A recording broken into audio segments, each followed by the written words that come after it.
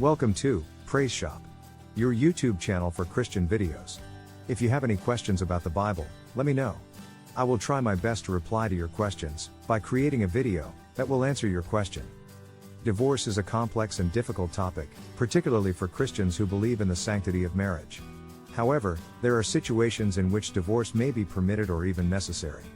This message will explore some of the circumstances in which divorce may be allowed according to Christian teachings. First and foremost, it is important to understand that marriage is intended to be a lifelong commitment.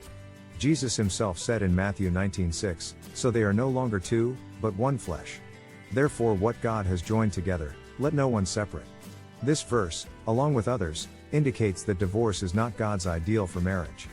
However, we live in a fallen world, and sin has consequences. One of the consequences of sin is broken relationships, including marriages. While divorce is not God's ideal, there are situations in which it may be allowed or even necessary.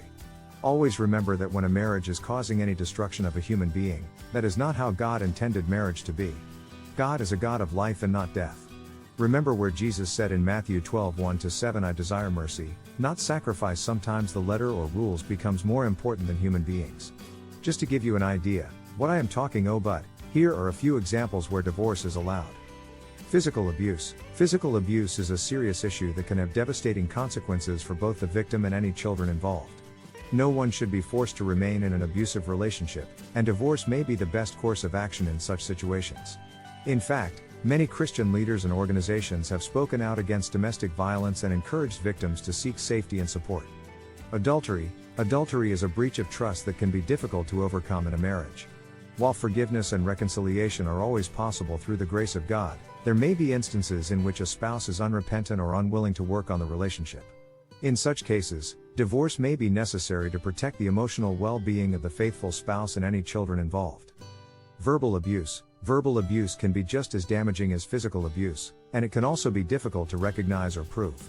However, if a spouse is consistently belittling, insulting, or otherwise emotionally abusing their partner, divorce may be necessary to protect the victim's mental health and safety.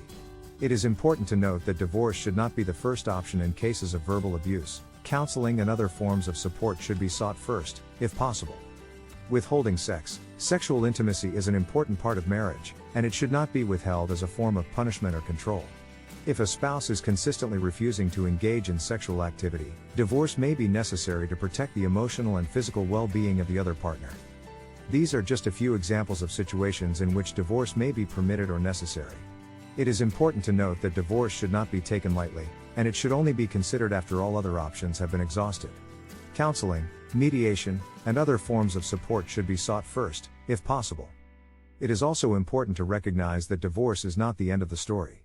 While it can be painful and difficult, God can use even the most difficult circumstances for good. Romans 8:28 says, "And we know that in all things God works for the good of those who love Him, who have been called according to His purpose." This verse reminds us that even when things seem hopeless, God is still at work, and He can bring good.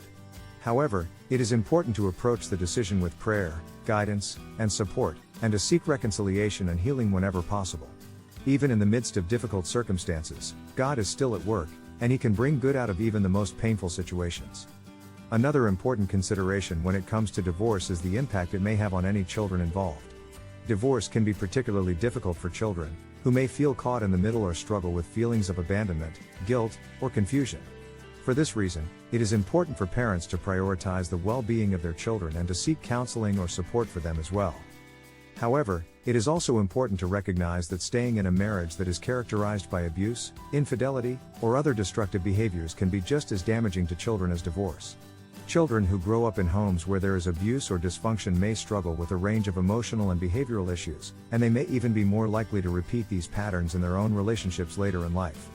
Ultimately, the decision to pursue divorce must be made prayerfully and with careful consideration of all the factors involved.